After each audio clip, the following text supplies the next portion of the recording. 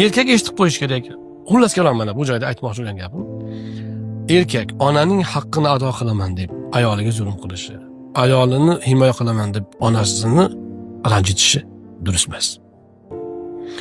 Mana shu joyda unga ilm kerak, fahm kerak, tadbir kerak. Lekin ming afsus, juda ko'p yigitlarimiz tafakkuri juda tor. Yosh bolaga o'xshaydi gaplashishchi, 25 ga kirgan odam gaplashishchi yosh bolaga o'xshaydi. O'zi juda aqlli gaplar gapiryapti, lekin umuman fahm farosat yo'q. Nimaga desa, endi tarbiya shunaqa ma'rifatdan uzoqga tortib qo'ygan. Oddiy gaplarni ikki og'iz gap bilan, ikki og'iz shirin gap bilan hal qiladigan muammoni ko'taradi, janjalga aylantiradi.